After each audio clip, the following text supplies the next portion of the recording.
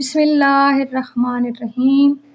السلام علیکم ساتھیو، آئیے کتاب پڑھیے کے ساتھ حاضر ہیں۔ آئیے کتاب پڑھیے میں آج ہماری کہانی ہے نیت کا پھل۔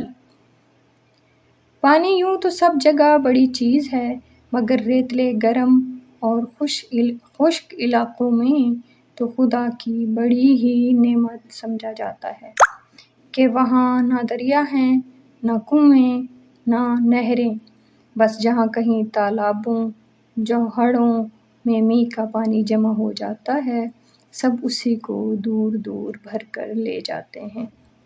کہتے ہیں ایک ریتلے علاقے کے رہنے والے کو اپنے بادشاہ کی سخاوت کے قصے سن کر خیال آیا کہ میں بھی کوئی چیز بادشاہ تک لے جاؤں تو امید ہے کہ اس کی سخاوت سے خاصی دولت لے آؤں گا۔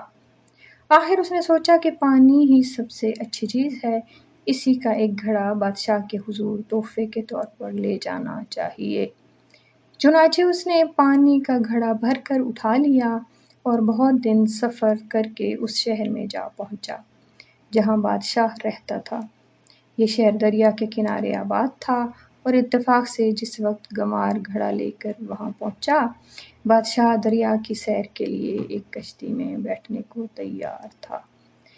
گنوار بھی جلدی سے کشتی تک جا پہنچا، لیکن دریا کو موجیں مارتے اور ہزاروں آدمیوں کو اس میں تیرتے دیکھ کر نہایت شرمندہ ہوا کہ میں ایسے بادشاہ کے لیے ایسی بے حقیقت چیز کیوں لے آیا۔ بادشاہ نے اجنبی گنوار کو کشتی تک آتے اور پھر حیران ہو کر کھڑا رہ جاتے دیکھ لیا تھا، اس لیے مہربانی سے پاس بلا کر پوچھا، تم کسے ڈھونڈتے اور کیا چاہتے ہو؟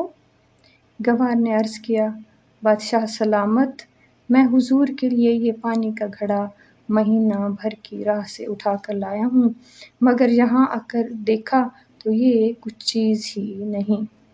یہ سن کر بادشاہ نے خزانچی کو حکم دیا کہ پانی دریا میں پھینکوا کر اس کا گھڑا روپوں سے بھر دو، کہ قدردان انسان مالیت کو نہیں بلکہ نیت کو دیکھتے ہیں۔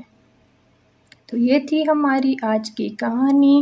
کہانی میں چھپے سبق کو سمجھیے گا اور یاد رکھیے گا اور اپنی زندگی میں اپنانے کی کوشش کیجیے گا۔ ویڈیو پسند آئی ہو تو کمنٹ اور شیئر کیجیے اور چینل کو سبسکرائب کیجیے، بیل آئیکن کو ضرور دبائیے۔ ملتے ہیں اگلی ویڈیو میں، خوش رہیے، اللہ حافظ۔